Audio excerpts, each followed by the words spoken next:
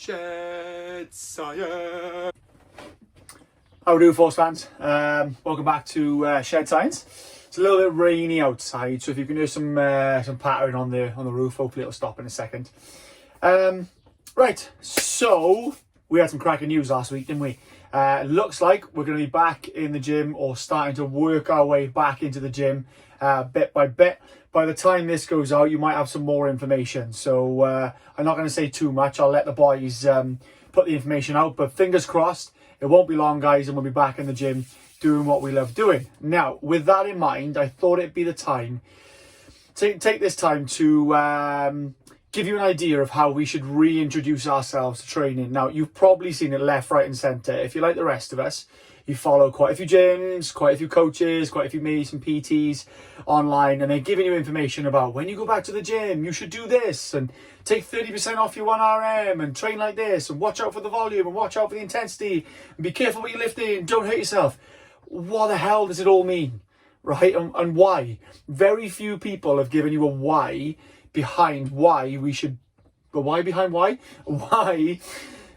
we should bring our training back a little bit and rein ourselves in, because all we really want to do when we hit the gym is just go, yeah, just leg it straight towards the nearest barbell, towards the nearest dumbbell, and just press and lift and pull and jump and squat and BST and train as hard as we can, lose a load of weight and get fit and get strong and get massive.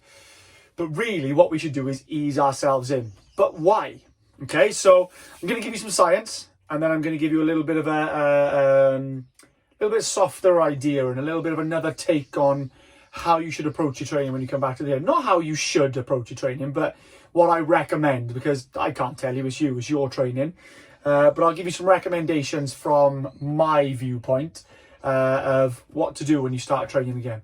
Okay, so the reason why what you're seeing a lot of at the moment when it comes to reintroducing yourself to training is take it easy, or tail it back a bit and don't go 100%. Don't lift the same weight you did before you left.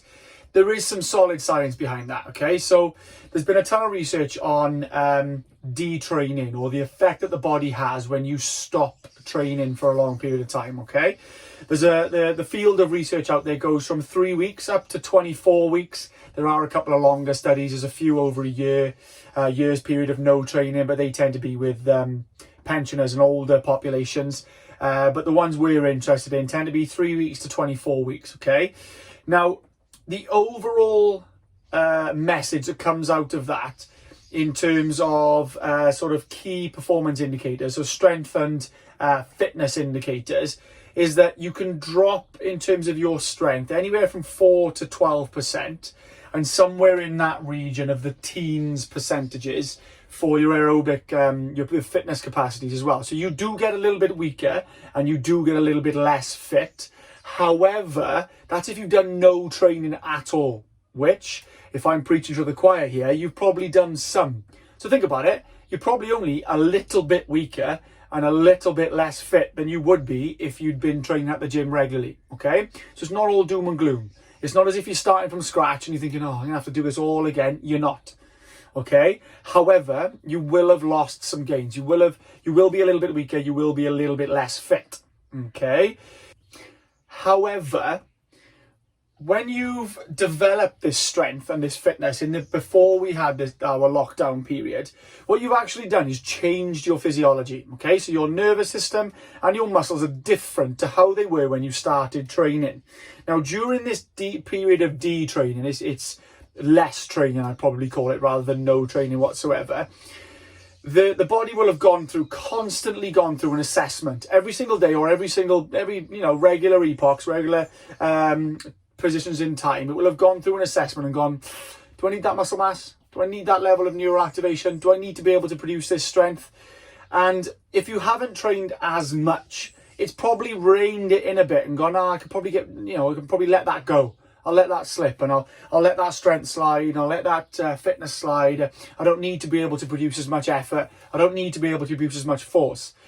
But what will have happened is that your nervous system and your underlying physiology will have held on and remembered what it was like to do those things, okay? This is where the term muscle memory comes from. I'm not a massive fan of muscle memory. It's too wishy-washy for me, okay? But underlying, your nervous system will kind of remember what it's like to produce high levels of force. And the nervous pathways, some of them will still exist, okay? So when they start to fire again, when you start training again, you start retraining, it'll actually be easier to produce that level of force, or work towards that level of force and regain those gains when it comes time to train again, okay? So you won't find it as hard to get up to the previous levels as you did last time. So it's pretty much not a drama at all that you've had a layoff, that you've had a time period where you haven't trained. It's not going to be a problem, okay? You may have lost some strength, you may have lost some fitness initially. It won't be as much as you thought it was, and your body will still remember what it was like to achieve those fitness levels.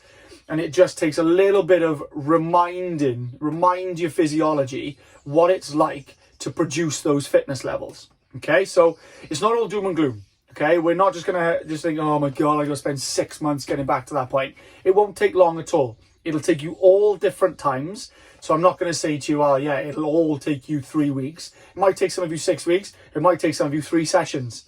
Okay, it'll all depend on how well you've been training while you've been off the gym. But you will get back there.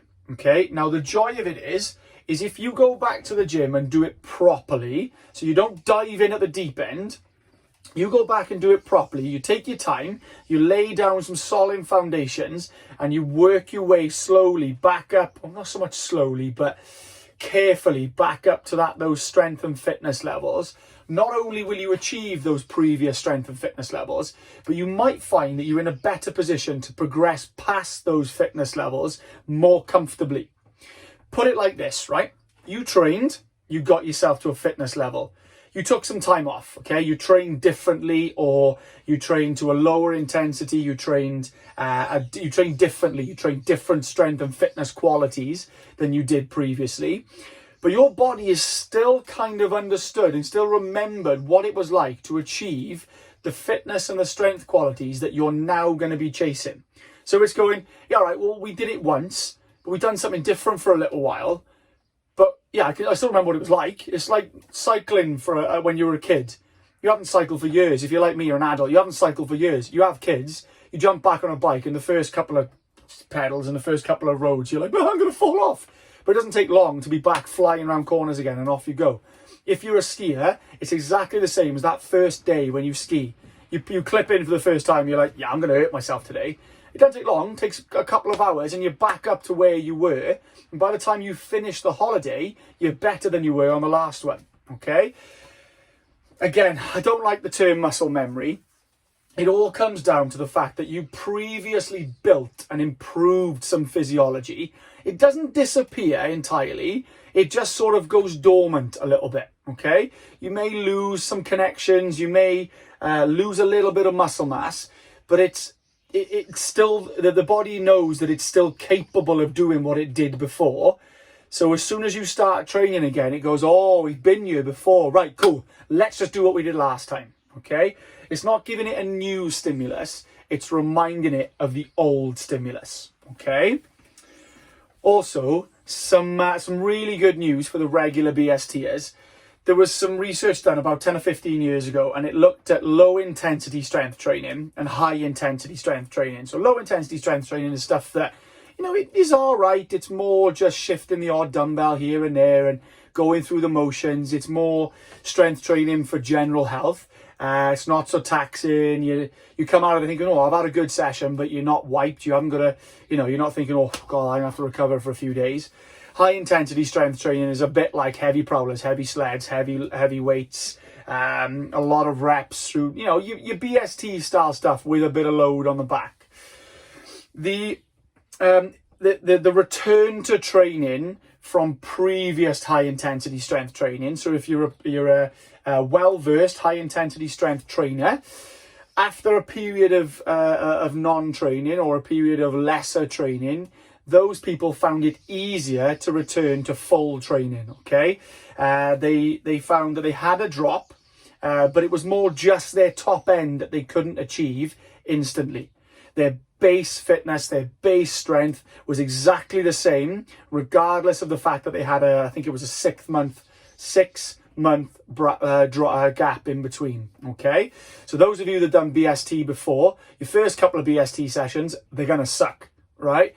But 2 or 3 sessions in, 4 sessions in, a couple of weeks in, and you'll be back as if you've never left. Okay, so don't panic. First ones are gonna hurt, but if you've been doing the shorter BSTs, the live ones, you'll be fine. All right. Okay. Right, so we kind of have touched on why we're at a lower fitness level, at a lower strength level, even though we may have been doing something in the house. And we've looked at kind of why the body backs off a little bit, and you can't just maintain those gains without training. Essentially, the body doesn't need it. It doesn't keep it, okay? Or it doesn't keep it fully functioning. It keeps it in file almost, ready to call on later. But why can't you just dive straight back in? If the body can still remember what it's like, why can't we just dive straight in? Well, the body essentially is running at a lower level or at a different capacity than it was previously. If you think about it, if you took a sports car out, you drive it, it's at 100%, you drive it about, and then you fit some different parts to it, it's going to run different, okay? If you took some of the high functioning parts off, the high spec parts off, and put normal parts on for a little bit, it's still a fully functioning car and it'll still do well as a decent sports car, but it's still not quite able to do what it did last time. And it's because the different parts that are on it now don't have the same capacity for stress and the same load-in capacity, the same load-in thresholds that the high performing parts did. Well, the body's exactly the same. When it's put some of its physiology, some of your physiology, some of its systems to kind of a dormant mode, it's tailed them back a bit, it doesn't quite need them, it's stuck them in file, ready to call on them later on. Your body isn't capable of handling the same stresses and the same loading as it did previously. So you've got to go back into the gym and give that body a period of time where it goes, right, okay, I've got to be better. I've got to cope with more stress. You've got to gradually load the body. Otherwise, you'll quite easily breach its current threshold, its current capacities, and it could leave you injured, right? The long and short of it, the reason we're railing you back in is so that you don't get hurt on your return to the gym, and then you end up with a longer period of not being able to train, okay? It's a little bit nanny state, it's a little bit mum and dad in the corner, but a little bit big brother, but we're looking after you, all right? We're trying to allow you to go back to training without ever having to stop. Jackie Stewart, I don't know why this comes to my mind, but Jackie Stewart, the racing driver, said when you go hard into a corner, you want to put your foot down at a point where you never have to take it off again, okay? You don't want to go in and on and off, in and out round the corner. Otherwise, you'll end up not taking that corner effectively, and it could ruin the next 5 or 6 corners, okay? Treat your training like that after lockdown. Put yourself in gradually, under control, until you think, yeah, right, I'm ready. Then you can put your foot down and you'll never have to take it off again. The beauty of that is if you take your time when you return to the gym, you avoid your injuries, you put down a solid foundation and a solid base of hard work and reintroduce your body to the stress and the loading protocols that you were used to. Not only will you solidify a strong foundation to return to training comfortably and injury-free, but you could potentially give yourself a better platform to be better going forward, okay? Don't see lockdown and the time away from the gym as a period where you couldn't train.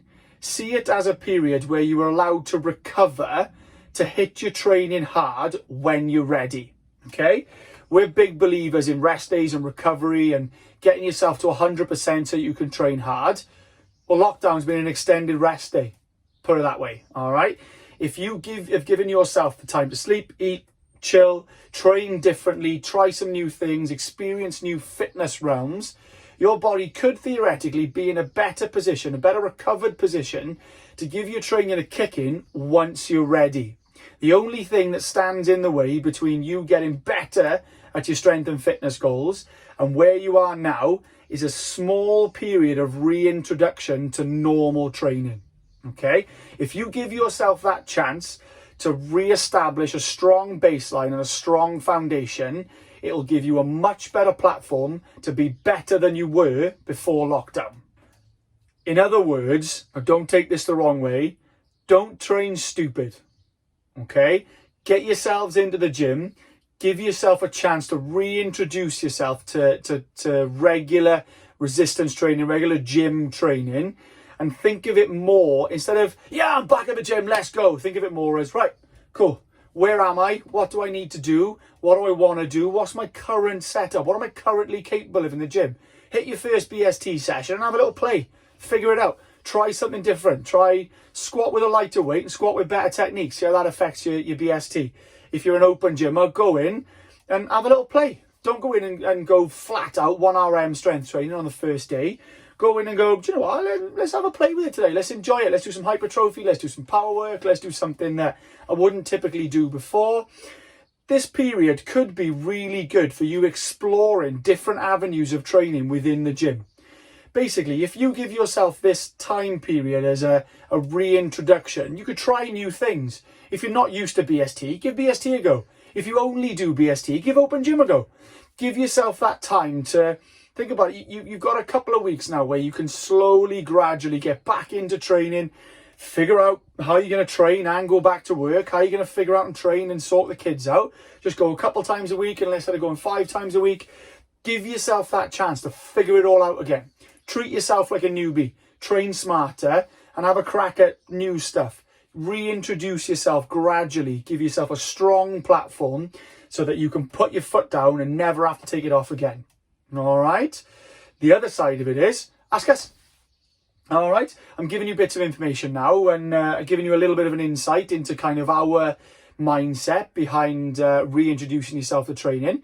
Have a chat with us, guys. Drop us a few messages, or when we're back in the gym, come and have a chat with us. Social distance, of course, but ask us a few questions, right? We've been off, the same as you guys, right? We've been away from the gym for months. We're buzzing to get back, and we're buzzing to answer a few questions. We're all know-it-all show-offs, right? Ask us a few questions, all right? See what we can give you, see what our answers are, see how we can help, all right? But to bring it back, and in summary, get back in there, a gradual reintroduction, remind the body of what it's capable of, but figure it out. Figure out where you are now so that you can be better in the future. Set a strong foundation, a strong baseline to catapult yourself to bigger and better things later on down the line. Okay? And remember, first couple of sessions are going to suck, right? They're going to hurt. You're going to be sore for days, but embrace it, right? Okay? Take it on the chin. Think, right, cool, let's play with my recovery, let's get back, this is part and parcel of it, don't kill yourselves, and let's get back training, guys. Hopefully see you soon. Shed Science.